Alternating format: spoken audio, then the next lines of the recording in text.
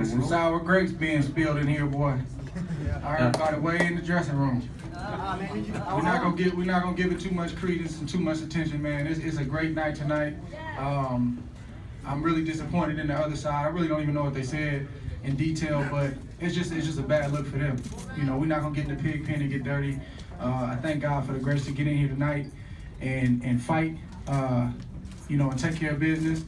I always want to do better. Felt like I could have did better, and I'm gonna be better.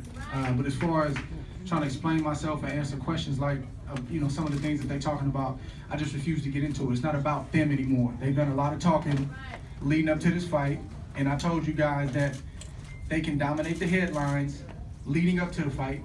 We stayed quiet, right? I said, but Sunday morning, we want to dominate the headlines. So they can go back up to the high altitude, keep breathing that good air, and go and do what they're going to do. It's not about them anymore. It's about us. So, any questions? Congratulations, Andre. Hey, Andre, congrats. I thought you looked very sharp tonight, and I know you don't want to. I know you don't have to respond to what they said, but Abel said, "quote that he doesn't give you even a slight chance right now, based on tonight." Who made Abel the voice of boxing? That's what I've been trying to figure out for the past couple of years. I agree. I'm just like, there's no disrespect to the man. You know, I feel like he does a good job with his fighters, and I'll just leave it at that. But who gave him like the absolute authority to like speak on people, like, and not just me? I hear that guy talk about a lot of people in a disrespectful manner. You know, as if they just on some pedestal or something. And they gotta stay humble, man. Well, I know you don't want to get into a he said, she said thing, but how do you think you would fare against Sergey? He said what he thinks. That's fine. What do you think? Man, God bless Abel Sanchez and his team. I wish him nothing but the best. How do I feel like I'll fare against Kovalev? I feel like I'm gonna win. And it's not gonna be an easy fight. He's a champion. And he deserves all the credit that he's gotten because he's not only fought everybody in the division, but he's gone to their hometown to do it. But you guys gotta understand that I don't, as the fighter, the guy that's getting in the ring, I don't get caught up in who hits hard, and I was supposed to be the little guy tonight. And I didn't look like the little guy tonight. I don't get caught up in titles and he's from Cuba and he's from Russia. I don't get caught up in that. I've been doing this my whole life. I've been doing this 20 plus years. 20 plus years. So just like I've faced every other challenge, I would face the Kovalev challenge the same way. There's no fear on my end. I don't fear anybody. I respect fighters.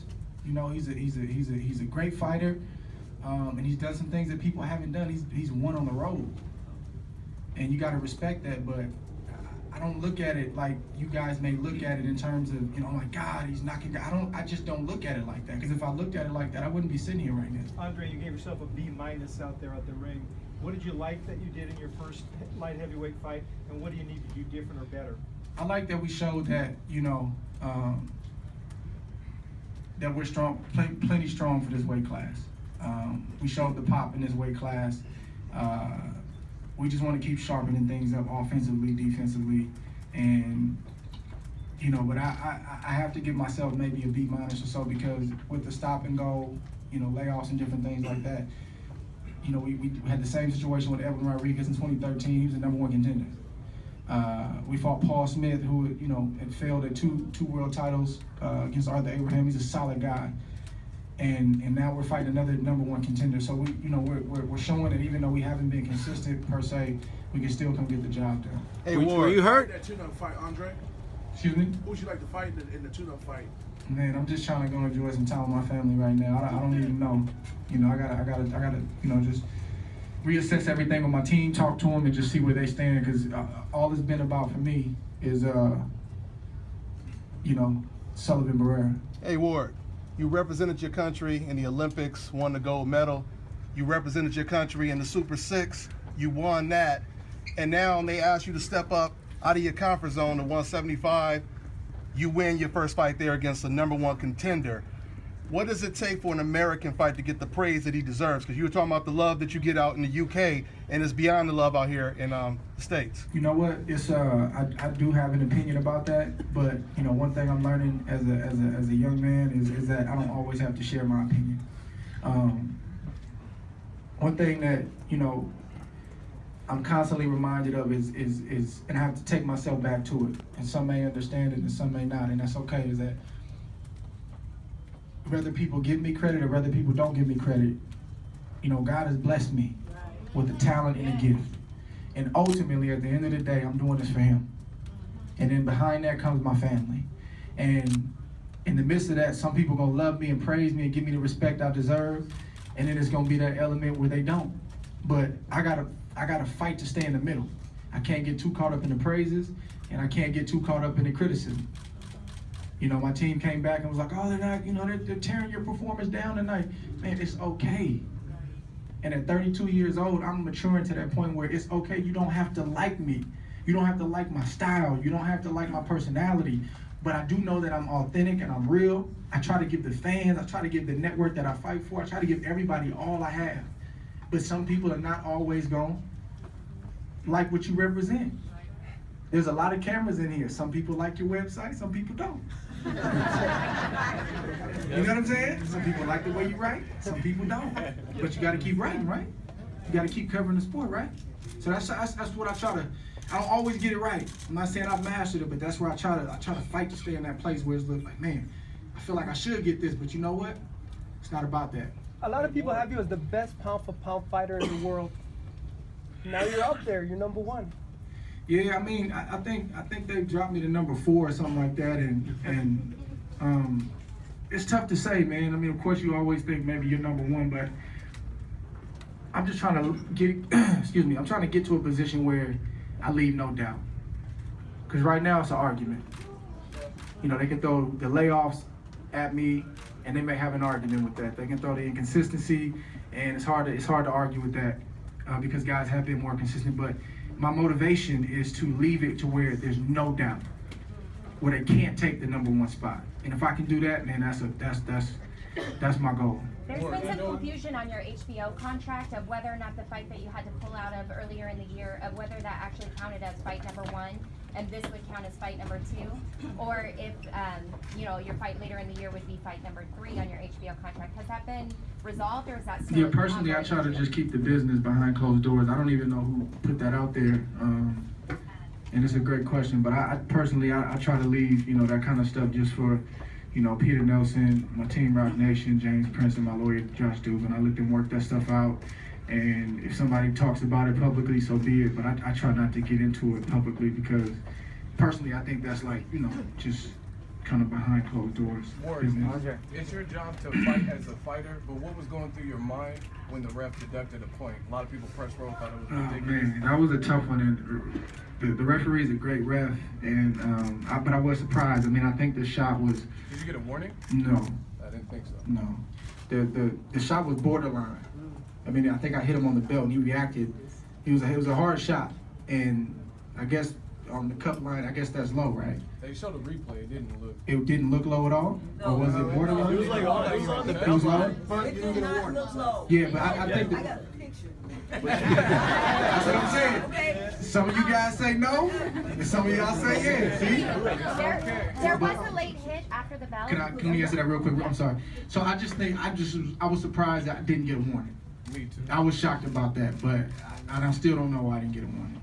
But That leads into my question. Did you get a warning when there was that slightly light hit after late hit after the bell? yeah, that was my fault. I let that go, and it, you know, wasn't intentional. It just, I was in the heat of the moment, and I apologize, and that was on me. So there's a possibility that that warning could have led into with the low blow, that could have been why they. Yeah, but it's 2 different infractions, from what I understand. Yeah, that's But I had to just, you know, I got upset, and I just had to just just bring it down, and stay focused. Hey, Andre, you know, everyone that praise will come when the Kovalev fight comes and you get through that? I think it could be the same scenario we're dealing with now. Because I've had the Kovalev moment, I've had the boogeyman, I've had all of that, I've done that. And sometimes people have short memories, but like, I'm over 10 years doing this.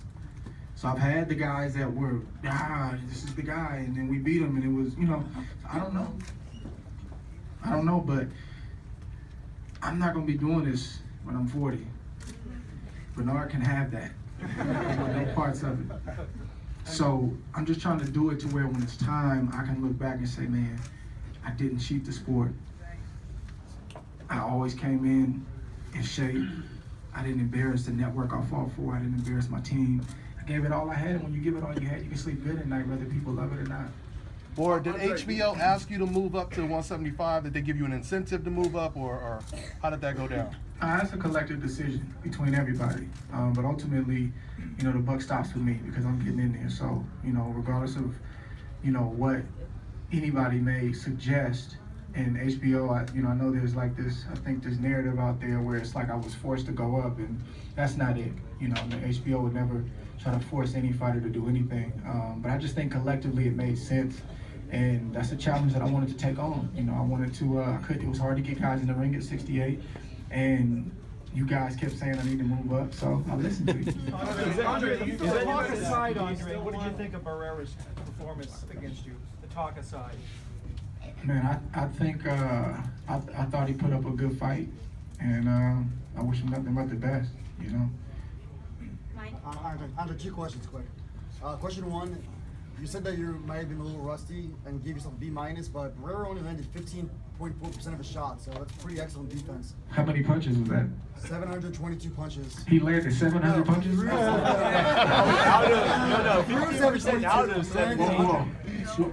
He threw 722, he landed 111. Dang, 111 punches? So that's only 15%, that's really good. Still landed. Anyway, can you talk about what did you think about your defense tonight? That's obviously excellent numbers. I thought it was good, but I'm telling you, I'm gonna get better. And then on the knockdown, that was nice. you were on the inside and you really didn't have a lot of chance to extend your arms, but you got him with a short shot in the temple. Yeah, I hit him right on top. Yep.